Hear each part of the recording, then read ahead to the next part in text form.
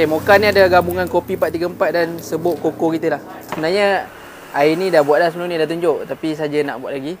Kita nak share buat air mocha. Dia menggunakan kopi kampung. Kita menggunakan kopi 434 area Muar. Memang tahulah kopi 434 ni kan. Okay. Susu kita letak 50.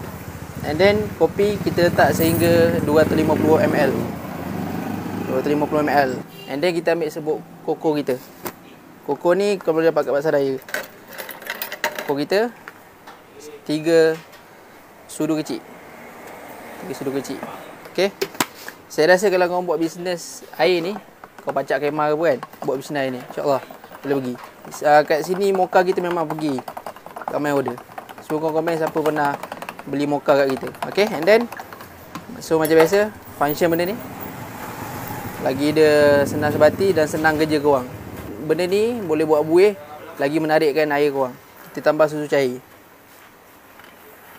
Nak lagi cantik, then ini kita just hias dia je.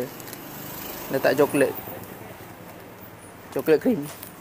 Ni kita letak ais. Yang penting letak ais dulu Jangan letak air dulu, letak ais dulu. Ais dulu, lepas tu bawa air. Okay, kita tambah dia buih sikit, lagi nampak menarik. Okay, mocha ni. Okay, siap mocha kita. Kamera, zoom sikit.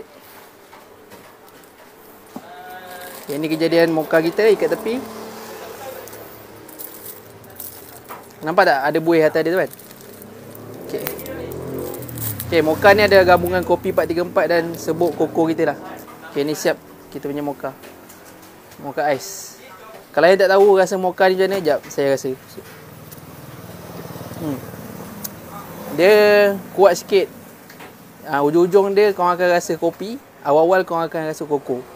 Tu je lah saya boleh describe.